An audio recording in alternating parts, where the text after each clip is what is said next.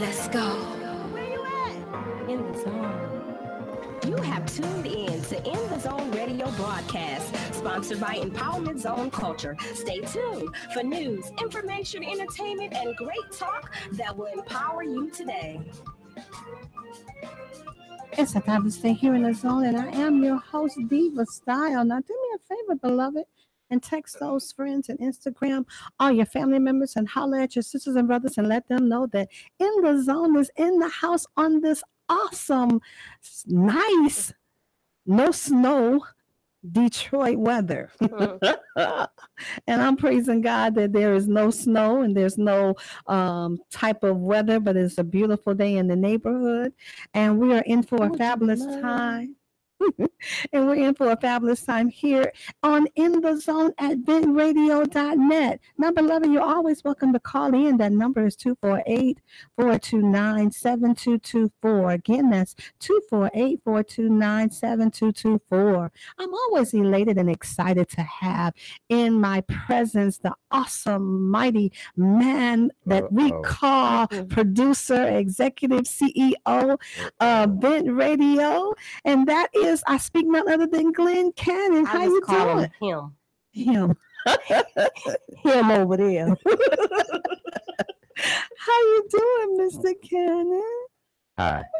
That's funny. He just gives me a hi. And I'm always so excited to have. She really wants to call me daddy. She wants to call you daddy, right? Not Big Daddy.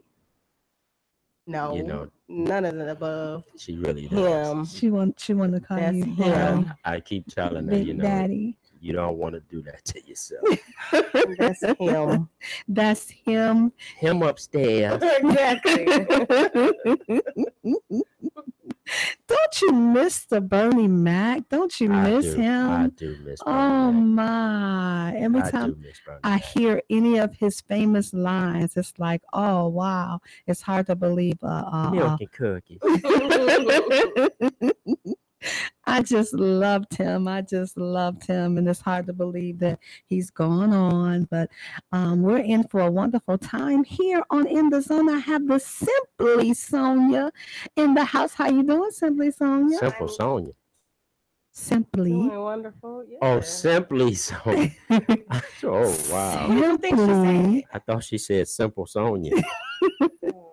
Simply. It's not me that's off today. It's you. No. It's absolutely you. This lady came in the studio today, and for some reason she wants to sit crooked while everybody else is sitting straight. Look at her now. Look at her. She out of it now. She done went out. I done put up a nice little border for her, and there. she just scooted right on out of it. I'm in there. So you see, we have lots of love here at the station. Before we go on with our hot topics on today, we want to give a shout out to. He's singing. All right. Glenn Cannon is singing. What is that? Like he in pain. What is that? I was praying. You was not. You was praying. So who? That was awful. So you now you know who I'm praying to, and I ain't told you yet. But you was in pain. That was awful. That was awful. Sound like a door creaking or something. Well, like. that's what I'll be hearing my neighbor. That's what your neighbor be doing? Yeah, we be in church. Wow. My neighbor, I'll be like, neighbor, is you all right? Really? I have to check your neighbor, sir. That is funny. Like my grandmother, no matter what song it was, she would do that in the car. It could be Tupac or Too Short. She'd be, You're like, Grandma, this is a rap song. Like you gotta, so I put on MC Hammer Too Legit to Quit to see what she was gonna do, and she was. I said, Grandma, like, oh my God.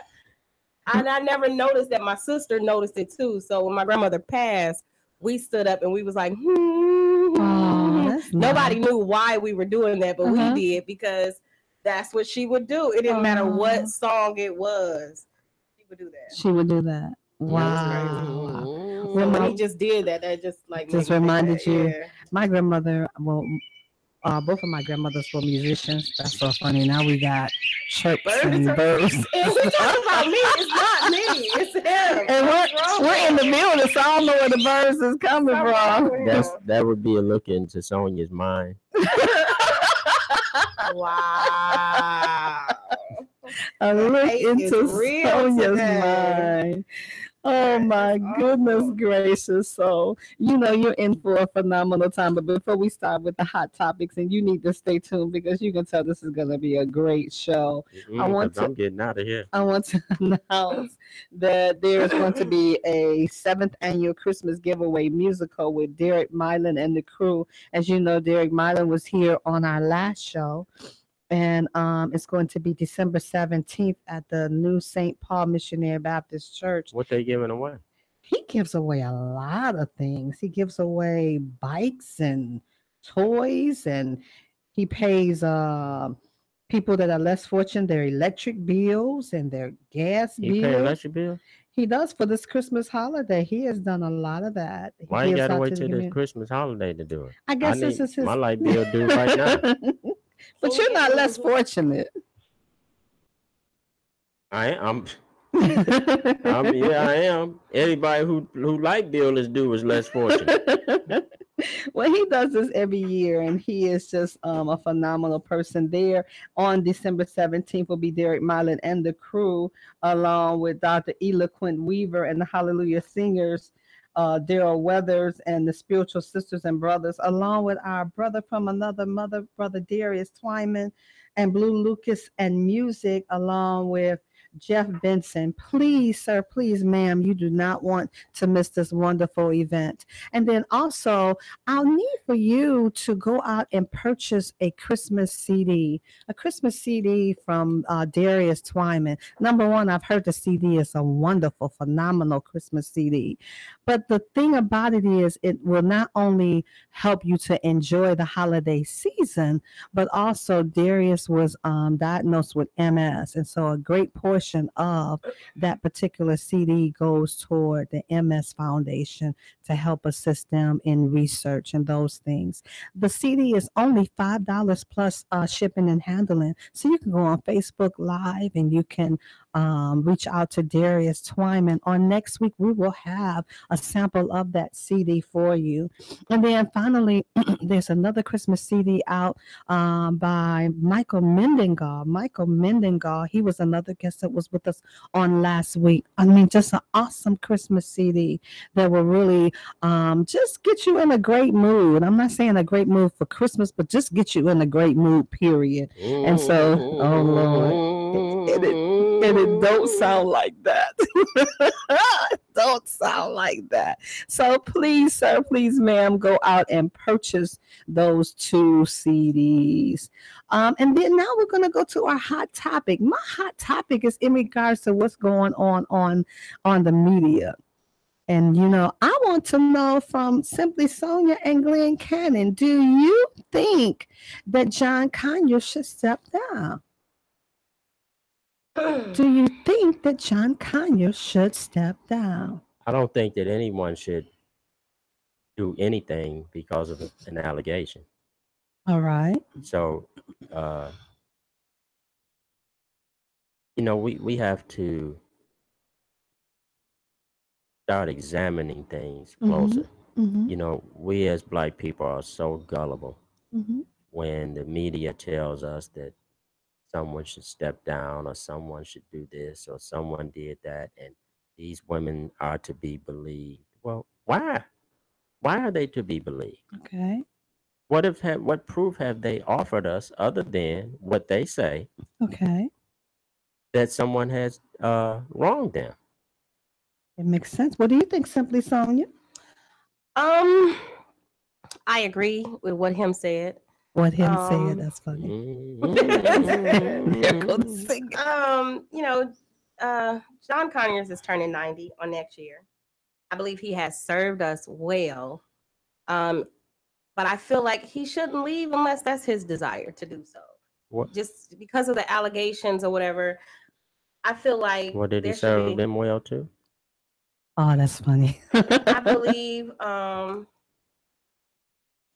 his decision shouldn't be based on these allegations. It should be based on, maybe he want to take more time with his family and whatever. I don't think he should step down just because of allegations. What if the allegations prove to be true, though? I believe that there should be a full investigation, and whatever is appropriate should be done. If this has occurred, he used taxpayers' dollars, he did something inappropriate, he should be removed. Simple as that. I don't think he should. I don't know. I just don't feel like he should step down if he don't feel he didn't do anything. Well, let's. Here's the thing. Here's something else too that we have to start examining. There's another senator, a white man, Correct. who has admitted to wrongdoing when it comes to being disrespectful and doing things he ought not be doing to women. He has admitted it. No one's asked for him to step down, though. Well, we have a president that said he grabbed him by the pussy, so. And nobody cares. And he's the president. And all the women, nothing has happened with their cases, like nothing. And he's the president, so But I we think go after him? I think with John Conyers, I do believe, and it's maybe just me, my logical thinking, I do believe that it's strategic. I believe with John Conyers is so strategic. In the way that he grabbed Coochie? No, not in the way that this investigation is going. It's so strategic. Well, we haven't had an investigation. Because remember, or the allegation, the charges are so strategic. Because I do notice when you look at our president, whenever he would you please make say, it where, with all due respect, would you please say the 45th, my president, well, instead of ours, because he's not my president. Well, so I don't. Well, can we say he's the president? He is the president. No, he's y'all's president. He's the president. No, he ain't the well, president. Can we say no, president? I'm the president of yes. So can we say President Trump? This white man can be your president, but I can't. Yeah. I don't believe that. I believe you can be president. See how we think? I do. I believe that you can be the president. Why would you? And I believe, but I believe that into his defense, I believe that you can be a president in certain situations, and you serve well better than the president of the United States. Because I just don't want you to give him to all of us, because all of us don't accept him. And I agree. I think maybe. So why don't you just say my president? Because say something she don't want to say. That don't feel good, do it? So you want? I know why you did it, because you really want to be politically correct. And that's correct. Well, and I respect the office. He's not even politically correct. But I think I respect the office. I don't respect the man. What do you respect about an office that has, even to this day, not given a damn about you? What has that office done for you? I think just in giving respect, because this is the way I was raised. I was raised respect is given across the board. Trust is earned. But respect is given across the board. Well, I wasn't raised that respect was earned. The truth of the matter is that you were taught to respect that office. And I was taught to respect people, period. Well, you don't know the people who have inhabited that office. So that tells me that you were taught to respect that office, because that office is to be respected. Correct. I get that. However, if we look at the truth of things and the truth in things, the person that is sitting in that office today is not due any respect to even be in that office. True. He's surprised by it. Well, in one of his speeches, he said, "Hey, I'm the president." Who would believe that? Absolutely. He don't even understand that. He went to the Virgin Islands and said, "I sat down with the president of the American Virgin Islands and had a great conversation," but didn't realize that he wasn't correct. Say what? Well, but I think we dumbify him. But I think we dumbify him to his advantage. Because even in the situation with Conyers, You know, if you notice every single time he does something crazy, he tries to have something else in the forefront of our minds to attract our attention away from the situations that he wants to do, like this budget. He wants us to think more about what's going on with Conyers and what's going on with that area in order for him to pass that bill. See, we're not even in the equation of his thought process at all. We're not even in the equation. He shows his base shiny objects. He doesn't give a damn about that. He doesn't at all. But he realizes that he needs votes. And so he wants to focus our attention on something that allows him brevity to do the things that he wants to do. But because people are paying more attention to Conyers and paying more attention to the sexual harassment allegations. Black people don't give a damn about the sexual harassment. Black women been sexually harassed in this country for 400 years. Assaulted. Harassed. We don't give a damn about that.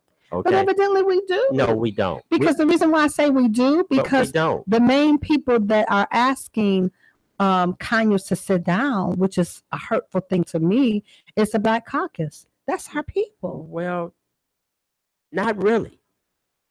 They're just the people who are in the Black Caucus because some person started the Black Caucus. Because it's called the Black Caucus does not mean that it's truly for Black people. It just means that there's some Black folks on Capitol Hill. They got together and said, we gonna be the Black Caucus. And then I asked to remove one of the founding people of the Black Caucus. And then also, this is the thing that we don't get is everything about that bill, everything about the health care reform that was not beneficial to our people, Conyers was fighting against. He was raising the red flag. Nope, I'm not. And that's and fine. So now what they have done is now they figured that if we remove him, then we don't have that force. Well, but here's the thing. That we must not be fooled by people. Whether we remove him or not doesn't hold a shell of beans to what's going to happen in this country. We still have a idiot in the White House. He still has all of those other old white boys sitting there ready to play the game that he wants to play. This is a game for these people. It is. They're not serious about the American people. They don't give a damn about the American people. It is. That's not what this is. If a guy like Donald Trump runs and can become president, that speaks to the mentality of the people.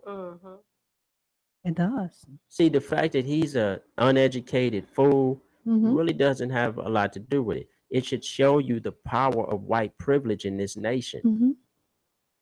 And then on the backs of some African American, because he had a lot of African American to vote for him. Well, guess what? That's their dumbass fault. Donald Trump has never displayed anything that should make any Black person feel that he would ever do anything for them. But you have these Black folks that want to be, in their minds, a power broker. And if I do this and I help get him in office, he's going to do that. That's what politics is. You feel on my booty, then I feel on your booty later. That's what politics is. So do you think that's what agenda was for Steve Harvey? Absolutely. Do you agree? That was the agenda of Steve Harvey? Absolutely. And then he lied and said that Barack asked him to do it. Yeah. He lied on top of it. Oh my. Steve Harvey has become the worst Black man in America to me. Wow. Because he's owned by corporate America. Well, he professes that though, Well, because he'll say he something. he can't deny it. He'll say something like, "Don't mess up my chance. Don't mess up my opportunity." You know, he uses it as satire, humor. Okay, and that's fine, but don't say that you're about helping your people, and then say that you're going to outwardly in front of us go and sit down with Donald Trump to see what you can do to help us, because you think that means that you think we're stupid enough to believe you. Donald Trump is not finna have a conversation with an entertainer about helping black people. He's not. What for what? I think he will do that though. I think he will, because he's a strategic player. Well, he and came he, what's and that he pastor, will that dude to sell the water Wayne T. used to sell the Wayne water. T. What's that Jackson. dude? Wayne T. Jackson. Because he's an opportunist. Remember, Donald Trump is an opportunist. Well, what is Wayne and T? he'll do whatever Well, what he is wants Wayne to T? do. He's True. a bishop. No, he ain't a bishop. He's a bishop. He's a Bishop Wayne. No, T. he got a Jackson. new. They call him an artichoke or something now. Archbishop. Artichoke. That's funny. Archbishop. No, they call him a apostle. Apostle. Apostle. Apostle is Anyway, imposter. Well, No.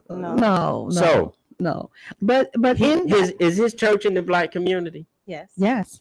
Is his congregation a black congregation? Yes. Predominantly, yes. Yes. Does his word hold weight with his flock? Yes. He encouraged his flock to do what? Support Trump.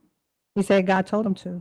After they did that, what did Trump do for them? Almost tried to shut down the Word Network to empower his network. Yes. It was a big power struggle that it took legal to assist in that matter. I mean, one thing about wait a Trump. minute. But let's stay here for 1 second. Okay. After this took place, and after they tried to put another network out of business in favor of his business, what did his followers, forget us, his followers, his flock, how did they feel and what did they do to call him out on what he did? They didn't do anything. They didn't do anything, did they? That's because we are sleepwalking people. We're walking around here asleep. And if you want to attend a certain church or follow a certain pastor, that's fine. That's your business. But it's also your obligation to hold him to a standard. So true. To do the right thing. So when you don't hold him to that standard, guess what you are? Well, you're a co-conspirator. But I think they feel that it's still going to occur. But because Trump is still in office and he's still meeting with Trump. He's still being called to the White House. And he's been listed as one of Trump's advisors. That's the same way with Paula White. White has been don't have nothing to do with reality. But in their sight, they believe that. But your perception becomes your reality. Right. So it to does. them, they perceive it as he's keeping his promises to certain ones, and he Trump, what he does is he does a lot of behind the scenes stuff. Like when he was running for office, I was coming home on 16 Mile, 2 a.m, and Trump and his people were at the Myers on 16 Mile in Van Dyke coming from a meeting. And I'm like, why are they coming from a meeting in Macomb County at 2 a.m? But it wasn't something that was aired. It wasn't something that was televised. However, these meetings apparently were occurring quite a bit late at night, 2, 3 a.m. He was here in Michigan. What time did the Klan come to burn down your great granddaddy's house? What time was that? My great granddaddy's house? Your great granddaddy. My great granddaddy? I don't know. I don't know. You my have great. You have no idea, do you? Probably late at Those late people at that night. you saw at that meeting, they know who their great grandfather was. Who was my great grandfather? And they were meeting the same way that their great grandfather used to meet. Well, that's what I'm saying. They were having these meetings, and then Trump also. I'm trying to bring you somewhere. I get that. Take me there. Take me here. You ran across a meeting that was happening in the middle of the night, right? While everyone was asleep. Mm-hmm. And I'm trying to tell you that history teaches us that that's the same thing that the Klan did. Well, he has the support of the Ku Klux Klan. Well, no question. He has the support of the white supremacists. We don't even have to go there. He has the support. He is a white supremacist. So what I'm saying, not only is he a white supremacist, but he also has their support. Fine. He's supposed that's to have like, there's nothing wrong with white people supporting white people. Mm-hmm. What we need to understand that there's nothing wrong with us supporting us. So true. So true. Hats off to white folks for supporting their own. But where do we miss the mark? Because if John Conyers was of a Jewish descendant, let's change his descendant. If John Conyers was of a Jewish descendant, he actually is. He actually really is. But if he professed being of a Jewish descendant, then his Jewish culture would rally behind him. Absolutely. And would not speak negative in regards to him. At all. They support. But we as a people, we do not do the same thing. We will let John Conyers be put on the cross like Jesus. Well, it's the same thing we allowed him to do to Kwame Kilpatrick. Same true. We allowed him to do that. And we still to this day don't realize that man is doing 28 years for a white collar crime in a black city with black people's support. Mm-hmm. When that man was going through his legal troubles, most black people felt like stone him, cut his head off. Mm-hmm. Well, when the white man cut his head off, pretty much, now everybody's saying, we mean like that, y'all. See, we need to stop playing these games because the game that they're playing is not new. It's the same soup warmed up. You know how you cook soup and then put it in the freezer and say, I'm gonna eat this winter. What is this? What they doing to us? They're not creating new soup. They just take the old soup out, thaw it out, and give it back to black folks, and we eat it again. So what do you think, Sonia? I agree. My issue with the allegation with John Conyers is the lady was saying that she walked into his office and he had on his underwear. His office? No, she walked into his hotel room. Hotel room. I thought she said he asked her to come to his hotel room for a meeting. Did she go? And she went to his hotel. It says here that she said that on one occasion, Conyers summoned her to his office where she found him walking around in his underwear. Okay, let's stop right there.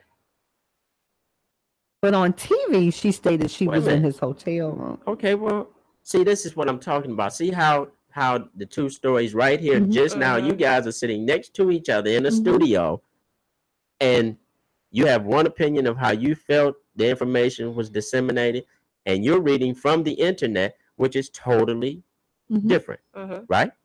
Okay. As women, we work together, right? If I tell you, well, April, after the show is over, I need you to meet me around at the Holiday Inn. I'm in room 805. And you don't say to me, well, why can't we meet in your office? Or why do you want me to come there?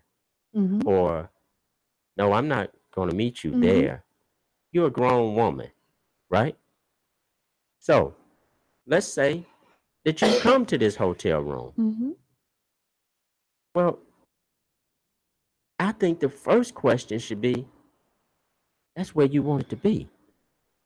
If you came, that's where you want it to be. You're not a child. We're not talking about children. We're talking about old grown folks. Do you agree? I do. I feel like all of John Conyers' staff said that's his office. He has a closet and bathroom in his office, and he changes there. And so everybody knows that occasionally, if you just burst in, he might be changing his clothes. So my thing is, if she walked in more than once, he was in his underwear. He never once came at you. Why the hell you walk in without knocking? Exactly. And then if you did it one time, knowing that it's a possibility this is what occurs, why you keep coming back, not knocking on the door? You keep coming back, and you stayed in the office while he was in his underwear. Why didn't you leave? You know why? I feel, and in no way as the man on the show today, do I want to advocate men mistreating women and sexually harassing them? I don't. Right. But I want to say this.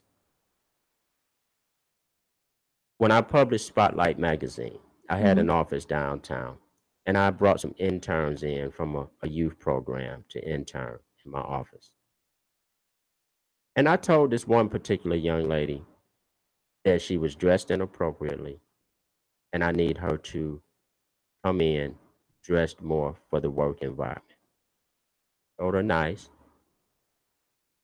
She said, okay. She came back the next day. She was dressed even more provocatively. And she was trying to pretty much hit on me. And I sat her down. I took her off. So I said, listen, sweetie, this ain't what you think. You need to come to work, ready to work, dressed appropriately with something to your, at least to your knee.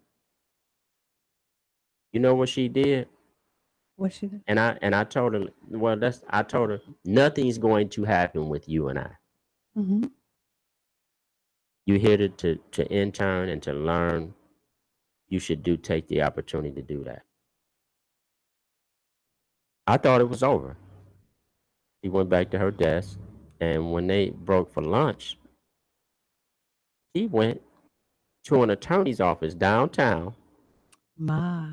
And the attorney, just so happens the attorney knew me, was a friend of mine. She went to this attorney and told him that I had sexually harassed her. Honest to God, true. I would not make this up. Wow. Some of these women, my reason for saying that is that, listen, just because a woman is educated and has a decent job does not mean that she can't be scorned. And a scorned woman is colder than it being 20 below zero outside. So do you believe that the woman that made the allegations in regards to Kanye, do you believe she should pay back the money for the settlement? Well, but see what lay people, let me not say that because I'm a lay person too, and I don't want to seem different than anyone else. But let me say this. People who work every day and live paycheck to paycheck don't understand that in corporate America, in high levels of government, the entertainment industry, the movie industry, the publishing business, a lot of times it's simpler to do away with a problem through a settlement rather than to go into court and let the media crucify you. See, all the time, listen, Michael Jackson paid $20 million to some people that set him up, just trying to protect his image and his legacy and his family name. And one of the problems when you make a settlement sometimes is you have a they give you a time period for which you're not allowed to say anything. Yes. So some of these cases, you may have a 10-year, 20-year window where you're not allowed to speak about this particular situation, which I think, I mean, come on now, you got the money, you spent the money, you done agreed to, at least do away with this. But when you come back 20 years later, like, oh, but I just been so tormented. But see, that's because we live in a corrupt society that kind of stuff is allowed. You see what I'm saying? It's apparent to me that she wanted the money. Okay, because if a woman is violated, sexually violated, that's something she'll never get back. Absolutely. Ain't no dollar amount in this world if a man has sexually violated you and you didn't want to be. No dollar amount is ever going to bring you back to where you need to be mentally and spiritually. Absolutely. So we're talking about full-grown women. We're not talking about like this dude in Texas messing around with Girl Scouts and stuff. We're talking about grown professional women. Right. And my question is also, where's these men of theirs? Do any of them have men? What do they think about them coming up 20 years later talking about some man did something to them. Well, the one lady that was making the charges against the one gentleman that's the congressman that he used to be a comedian. I forget his name, but he used to be a comedian. The only one that really apologized in regards to his allegations. She said that when she approached her husband about it, because she was a reporter at the time, her husband told her that if you report this now, it's going to wreck your career. Okay. And so she held it, but it kept on haunting her until finally, and you've seen this one. This one is the one where they show where she was asleep and she was a part of the service, and he was about to grab her breast. Yeah, I seen that. And so her husband said that if you expose him right now, this is the end of your career. Listen. And so she held it until she couldn't hold it no longer, and her husband said, whichever way you go with this, I support you. Okay, now, first of all, he's not supporting his wife at all in any kind of way. To tell her that. Firstly. Secondly, if I come around and grab your breast right now, mm-hmm. and your man is watching this telecast. Don't go off. If your man don't show up at this studio ready to defend you mm-hmm. for what I've done to you, he's not my man. He's not your man, right? So true. Now, why is this woman not feeling the same way? She's a woman. Y'all both women. Well, she felt that her career. She felt it was going to mess up her career. So if that's truly the way that you felt, that means you're making a conscious decision to protect your career more than over morals. Mm-hmm. Mm-hmm. I think for me, that society right now is merging two different things: sexual assault mm-hmm. and sexual harassment. At one point in time, there was a clear distinction between the two. Mm-hmm. Now it seems as if everybody is saying it's really all just one thing when it's truly not. I had a situation with a lady that I worked with. We noticed that she was an alcoholic, and we went to her house to try to minister to her. She said she wanted help. We was trying to get her the help. She revealed to us that she had been drinking since she was 16, I believe. Since she was 16 because mm-hmm. she was raped. Wow. So I took her privately to ask her to, go ahead and tell me what happened so she can get it out. Uh-huh. She lived in Ferndale, Michigan, on the 8 Mile, Ferndale side of 8 Mile in Woodward. She was dared when she was 16 to go on the Detroit side near the state fairgrounds, a bus terminal. She went to the bus terminal. She saw that she was a Caucasian woman. She saw a black man, and she was afraid of him. So she started heading back toward her house. Mm-hmm. The man was walking real fast behind her. So she said she really got scared. She started running. So he started running behind her. She said she was about to fall or whatever, and she stopped. The man approached her and he touched her butt. And then she said, and it has destroyed my life. So I was like, okay, wait a minute. We just missed something in this story. I said, don't stop there. Go ahead, get it all out. She said, no, that's it. He touched my butt. And I have been drinking ever since because that just traumatized me. Now, being a person myself who has been raped, mm-hmm. I was pissed at that moment because this lady was 50 years old and you've been telling people for all these years that you were raped by this black man in Detroit. And all he did, it was wrong for sure. He shouldn't have touched her, but he touched her butt, and in her mind that was rape. So did she have that fear? Was she living in that fear?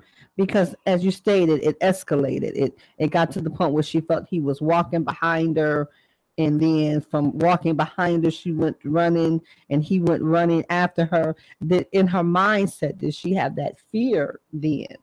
That this was going to first of all, she was dared to go over there. So in their mind, they already had this thought like, you don't go on the black side because something could happen to you. Mm-hmm. So I believe it was already in her head that mm-hmm.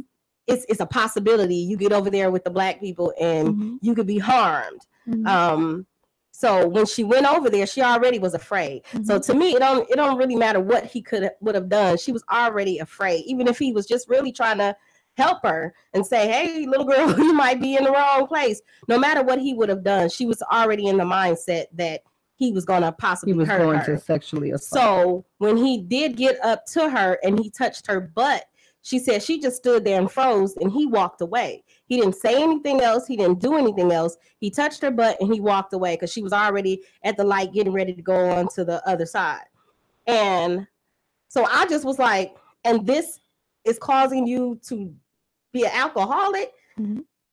Everything else that this lady has been through, so many other things, son passing away, husband been in car accidents, and she's been to war. None of that affected her as much as this black man touching her booty. But I think she didn't address it in her mind.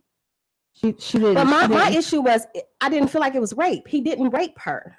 But in her mind, remember, perception is true. But then that's my thing. We have to give definition to what these terms are. You cannot say I was raped and have that compared to somebody like myself who was penetrated. I didn't get the option to be like, oh, I want it, I don't want it. No, it was taken. I was penetrated. It wasn't no let me just touch your little monkey. No, it was none of that.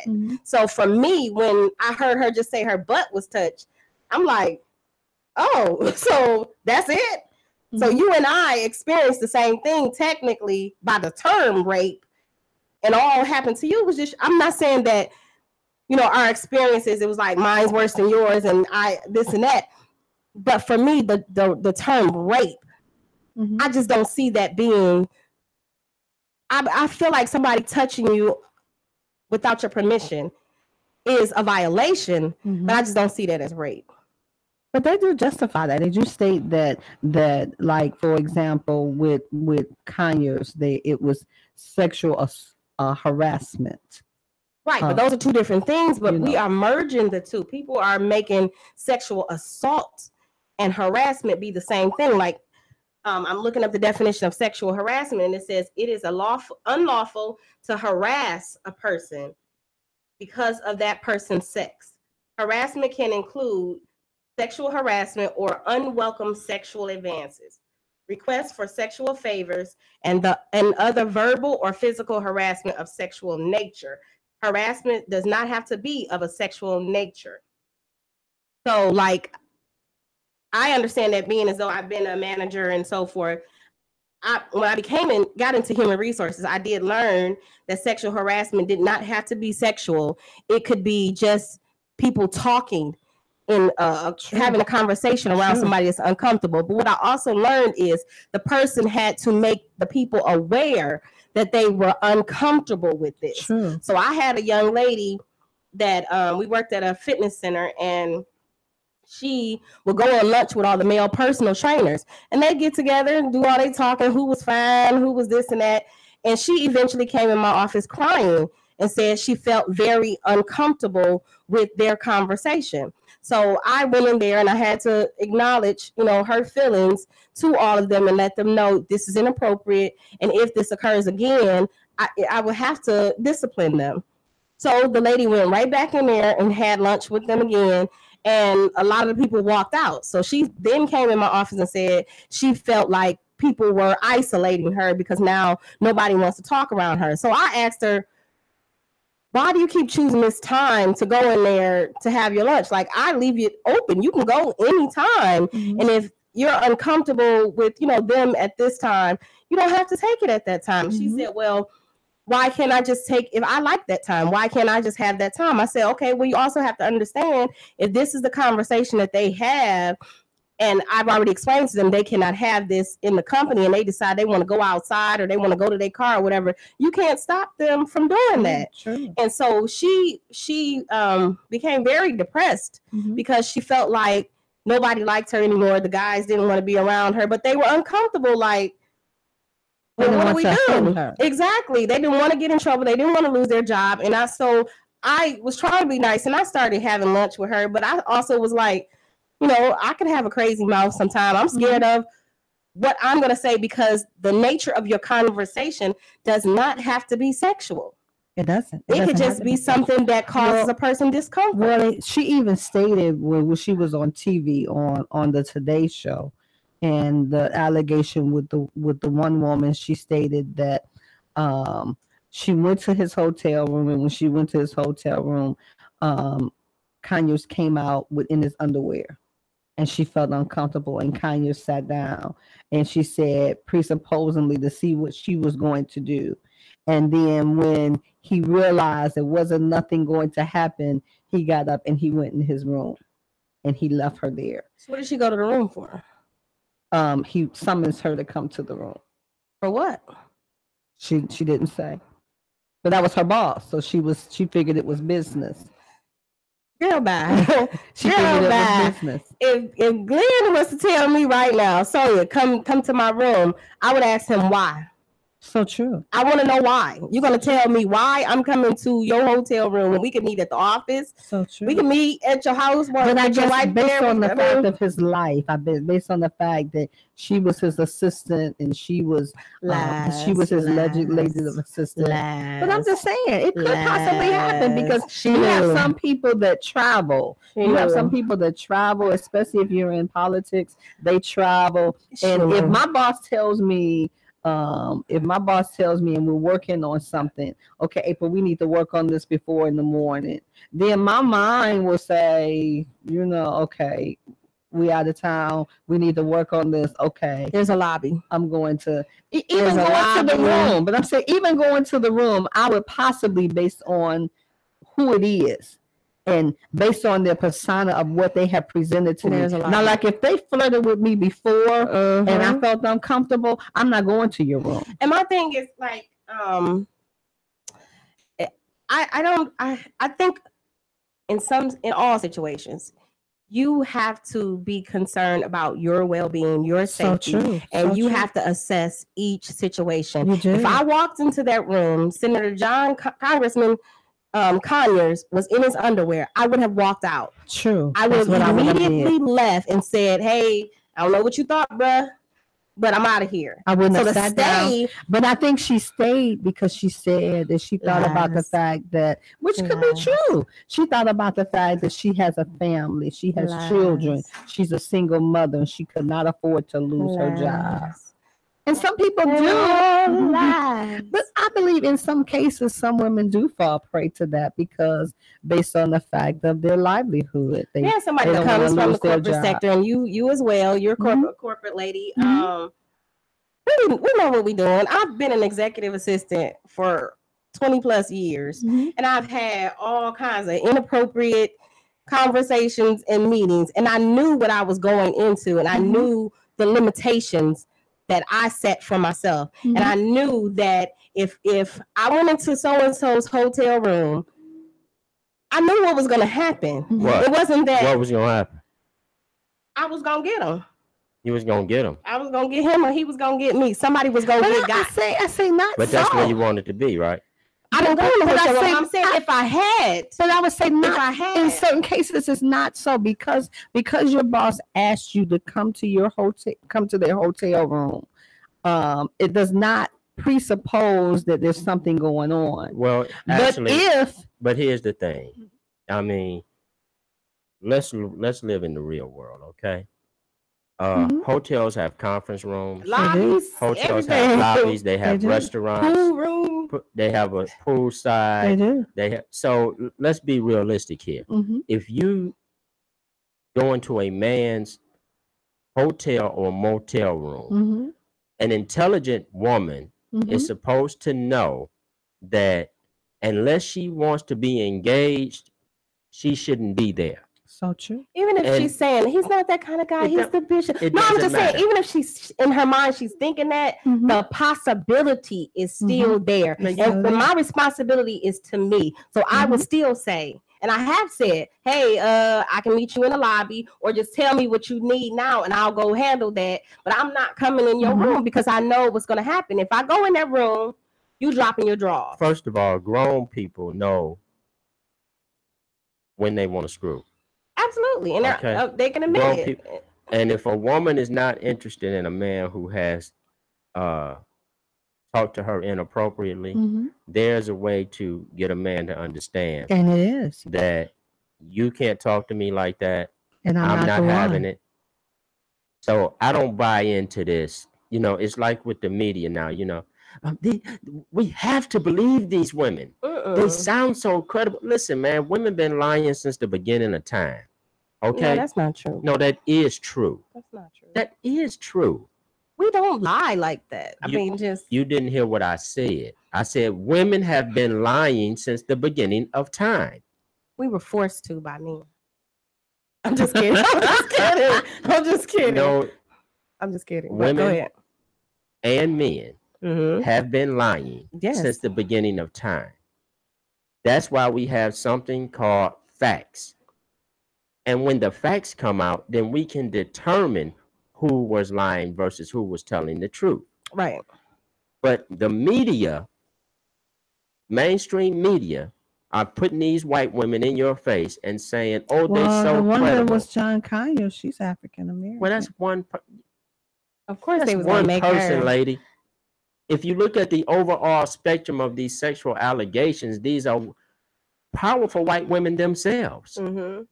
Let's. What about the lady from Fox that left Fox News? That has her own show now. Yeah. Okay. Then you have another lady, Megyn Kelly, right? Then you have another white woman who got almost $30 million because Rupert Murdoch said that he was cute or something, whatever he did or said. But here's the thing. So where does complimentary and flirtation or sexual harassment, where is the line drawn? Well, because I've been in the presence of John Conyers, and he's a gentleman. Number one, he's a gentleman, and number two, he's very complimentary. You know, he'll say, you know, because I've known him for life, and I've known him all of my life, and so he'll say, and he's seen church, and he'll hug, "Hey, how are you, baby? Everything good? How's your mama doing?" Okay, so for a woman that is not used to that particular dynamics, may construe that as being sexual harassment. He hugged me. Well, he touched me. But here's the thing. So where's the line? There is no line. There is no line. People have to, just because some people have jumped up now, some folks who are in power, and they said, well, we're going to set the standard that you can't say this in the workplace to a woman. You can't do that in the workplace to a woman. Well, you're not speaking for all women, firstly. Some women don't have a problem in their work environment joking with the guys. Some women do that. Some women don't.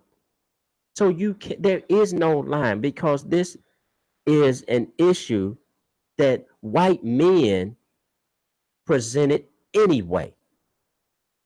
They are the men in power in this country.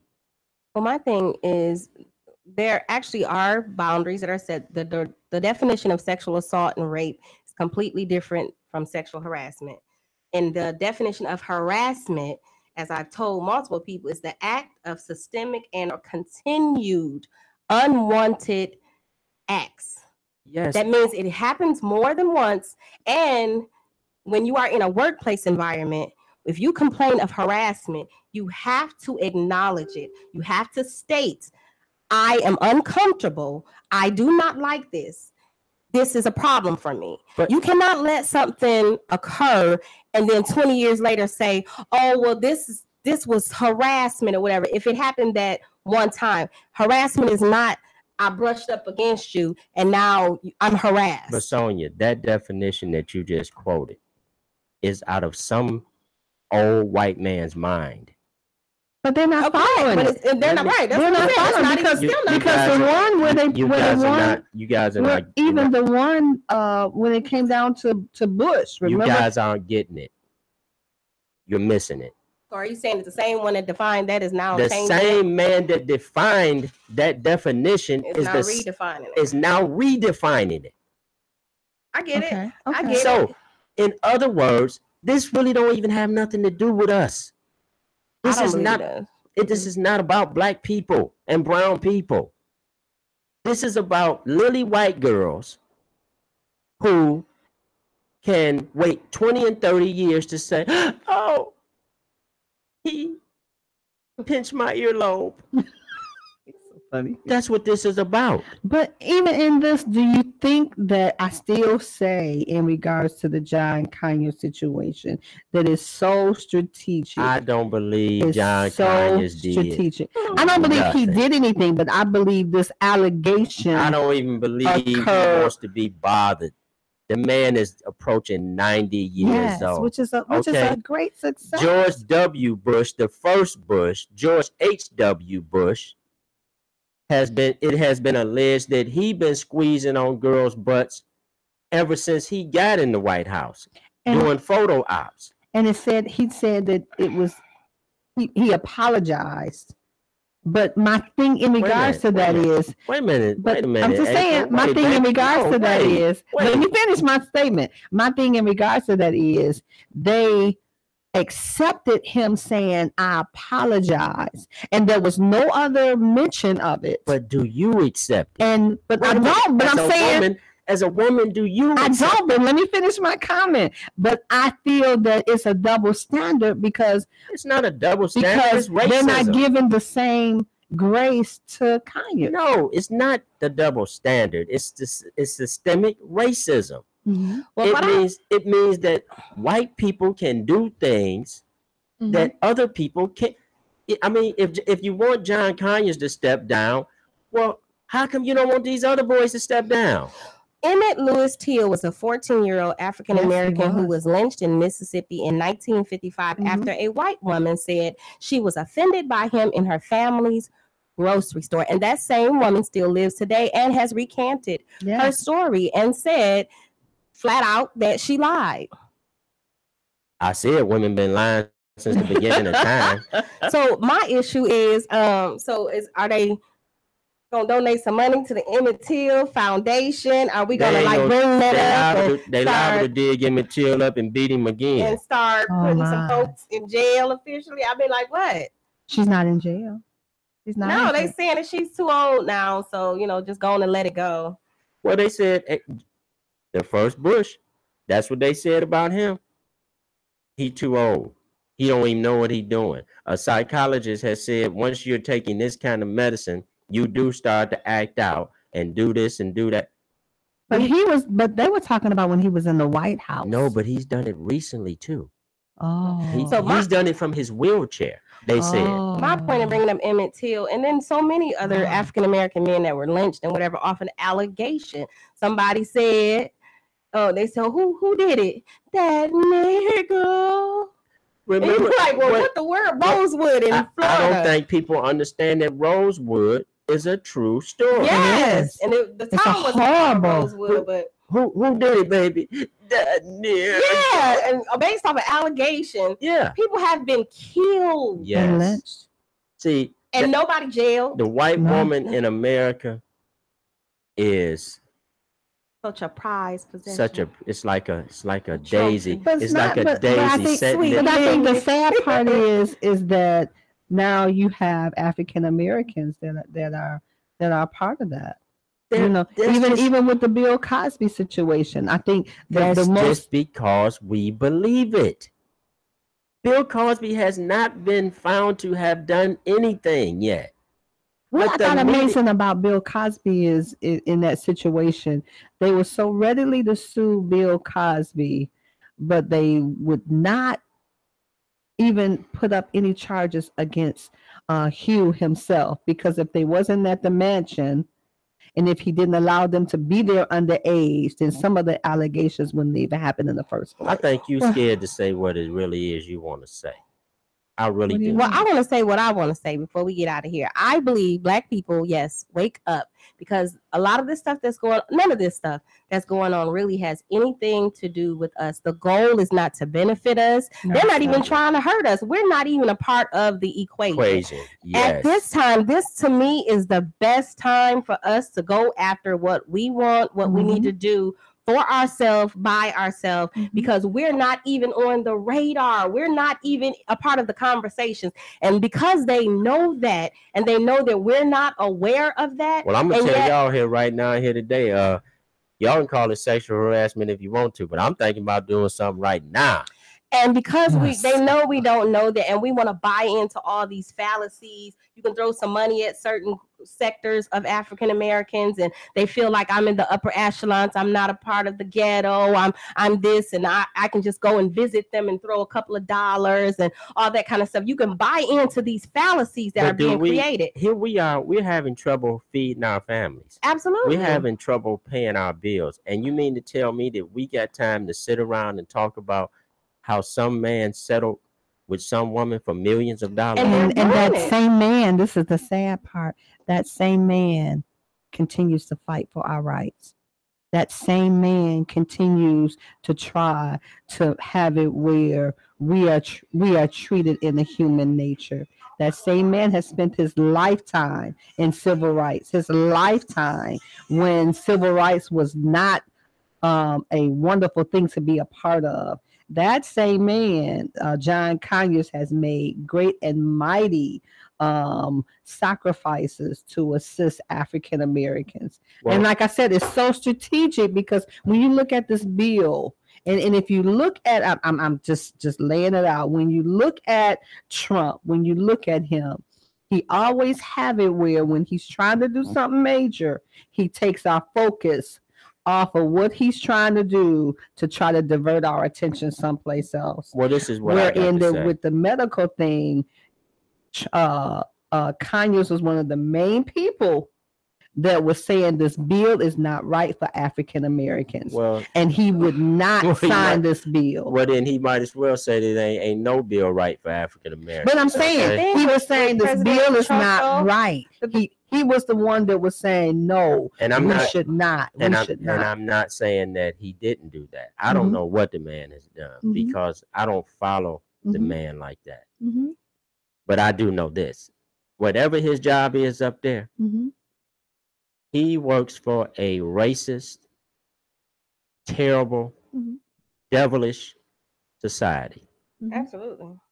And whether he treated someone inappropriately or not, I don't know. I'm not going to try to figure it out because I have seen this man position people into places where they want them to be. Yes. I know how these people took Mike Tyson, who since a child has had sexual problems, and put him in a beauty pageant around thousands of women. I know how devilish he is. So you're not going to, that's one reason I started this network.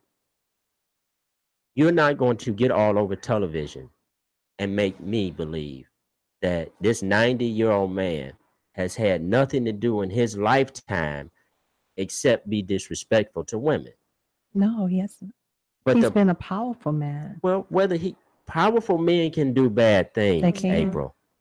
They can. And usually powerful men are the ones that do bad things because they're powerful. But you have to understand that there has to be a balance. See, everybody's going to do bad things. It's what you do to either help straighten that person out or help this person to deal with a problem that they may or may not have. But when it comes to us and our people, it's always lock them up, throw away the key, get rid of him, ostracize him. And guess what? That's what white folks do.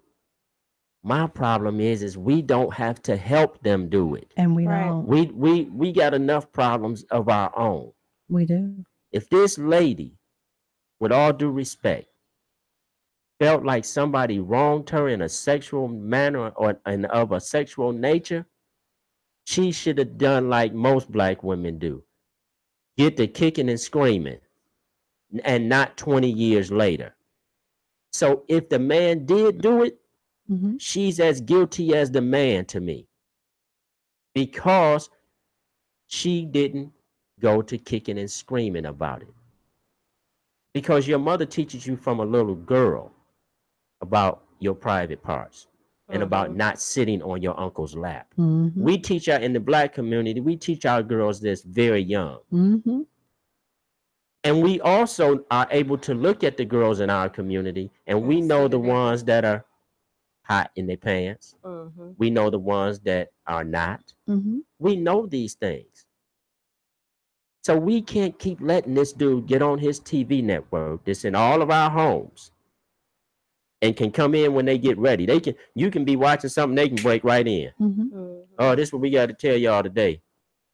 To hell with what you was watching. See, that's power.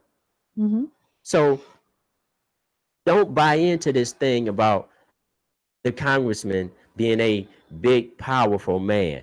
He ain't no powerful than no other black man in America. He's just been sitting in a seat for a long time. And when they're ready to take that seat, what do? They take it. And if they don't take it, they'll make him sick enough to try to kill him. This man is 90 years old. This man had to be rushed to the hospital because they're putting so much stress on him. Well, guess what? Bill Cosby been a big star since the 60s. But now when this man gets in the twilight of his life, all of a sudden, he done stuck his finger in everybody's booty. It just doesn't make sense, people. And I'm not saying whether he did or he didn't. I'm saying that a black man cannot medicate white women since the 60s and get away with it. And I also want to say that there are a lot of corporate mergers going on right now globally. And there's going to be a lot of just chaotic kind of like stuff being thrown out, because that to me is what the cover up is. Because like for what is that? AT&T owns which is that, CNN, and they're being forced to sell it. Like, how can you force them to sell their company? But they're being forced, and basically making like, if you don't make a move, we're going to make it for you. And they're not the only ones this is happening to. It's not. And so all that stuff that's going on, it is affecting the insurance bids and all that's going on.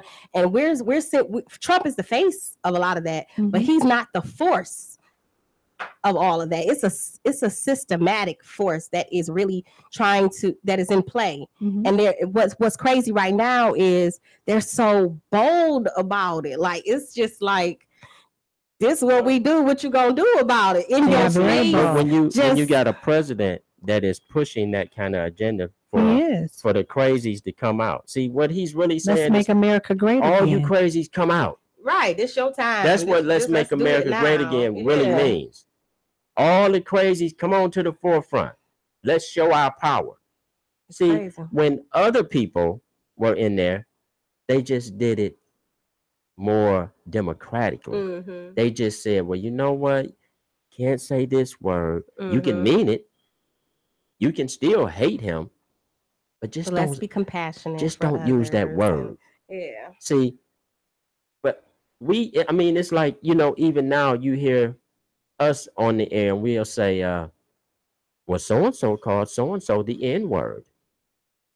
Do y'all realize who taught us to say that? The N-word. After they made the word up to call us niggas, then they changed the word to the N-word. And then we picked it up and we started saying the N-word also. I'm glad you said that, because my question, so unrelated to all of this, is what were the black people called that were in America before the Europeans got here? Well, we don't know, because we're not taught by the black people that were here, which were Indian. We were taught by the white boy. We have been indoctrinated by him. We wasn't indoctrinated by the Native American, who happens to be our brother. We didn't want to hear what he had to say. We wanted to hear what the white boy had to say, because he had a boat. He had the sheep. He had the cows. He had all of the things that will make you go kill your brother for him. That's just what we call the truth. And we get indoctrinated by him more and more every day, and we don't even pay attention to it. He has made it politically correct for us now to not say nigger to one another when he invented the word. That's power, y'all. That's what you call power. But he won't apologize for what he's done to us.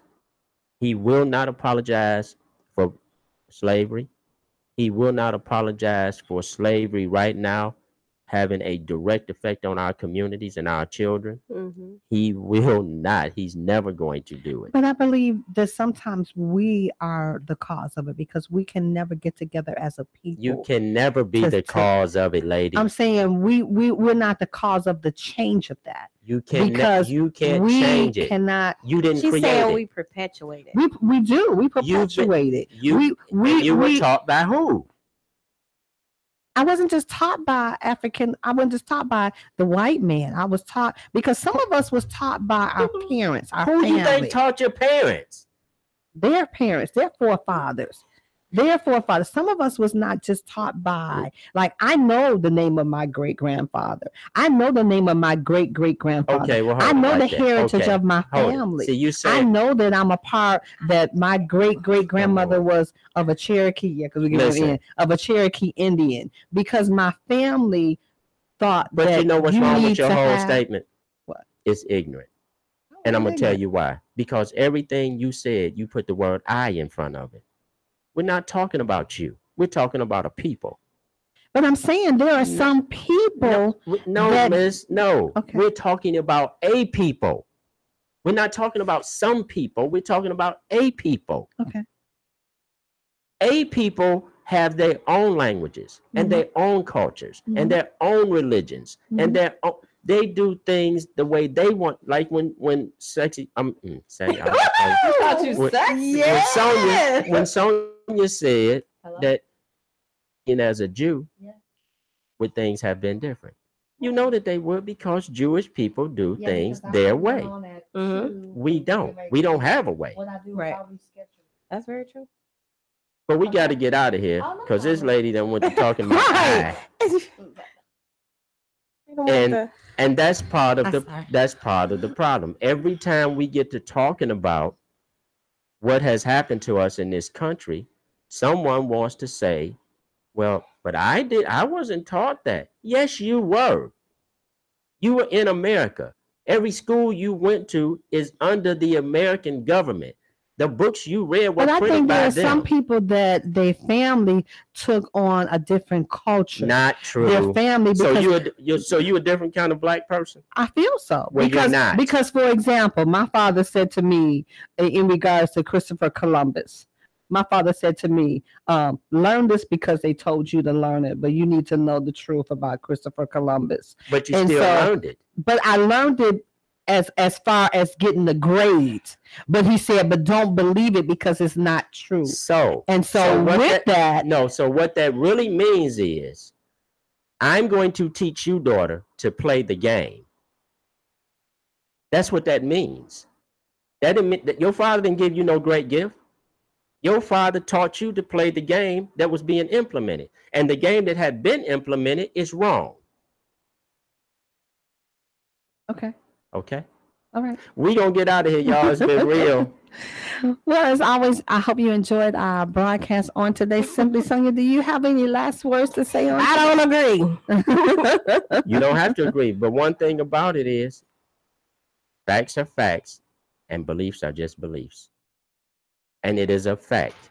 And beliefs are founded on facts. No. Beliefs are founded on facts. Don't have me have Sonia pull Beliefs that up. are founded on truths. No.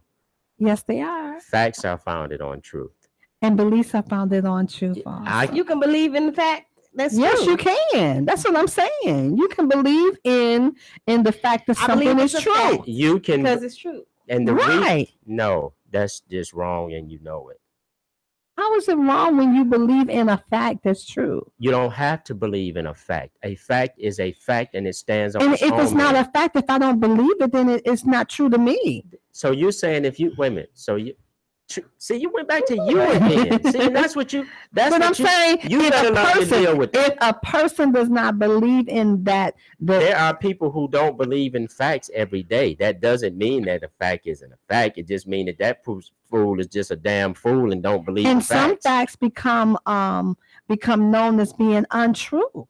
There's been so many times that something has been classified as a fact, and then they turn around and say we have evidence that this is untrue.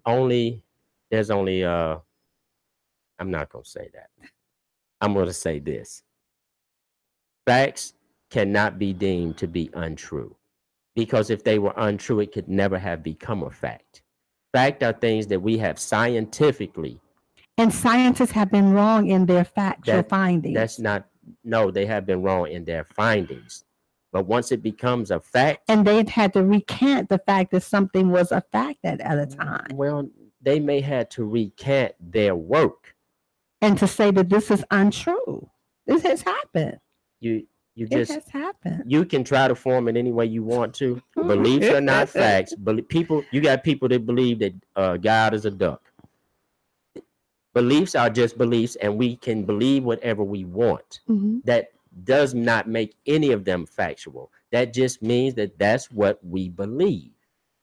But then we can also believe in the fact of something being true. So belief takes on a different nature. That sounds good, baby, but it ain't real. I mean, I get what she's saying. It's like, I believe in Jesus Christ. I believe he's Lord and Savior. There may be some that is a belief. But to that me, is not fact. So to me, it's factual. Because if you can't prove that. Because even the scientists, it's a lot. I can't believe that we breathe in air. If you can't prove it, it's not a fact. I can't believe that we breathe in air, but we breathe in air. I just breathe in some air, but I breathe in some air. If you can't prove it, it's not a fact. But I'm saying I can't believe that we breathe in air. I can't see the air, but I know we breathe in air. Well, if that means all that really means is that you're not intelligent. That's what that means. You can't see the air. You don't have to be able to see the air. You can feel the air. Come on by, Lord. Stop by. Lord. I'm gonna fix y'all real good. I'm about to fix y'all real good, ladies and gentlemen. So Simply Sonia, what do you have to say? Final word. We're gonna go out. Thank you for listening. Please tune back in. And okay, so on next week, the Simply Sonia will be manning the podium on next week. She will be manning the podium on next week, and she has an exciting show planned for us on next week. What does she mean when she say on? It's grammatically correct, sir. Grammatically correct. Oh, that sounds so churchy. You're supposed to say in next week? No. Next week. At next week. This is what's going to happen on In the Zone next week. You said on. You said on. No, that's what you would say. I'm saying what you would say. It's grammatically correct. I'm an English major, sir. Be here next Saturday too. Be here next Saturday where the Simply Sonia will be manning the podium. As always, beloved, I proclaim that you love like you've never been hurt, that you sing like you've never sung before, that you laugh like your life depended on it, and that you live life, oh Lord, like it's heaven on earth. Child. Jesus is heaven. Hallelujah. Thank you for joining us in the zone. Y'all come back now. You hear? Sit down, Sonia.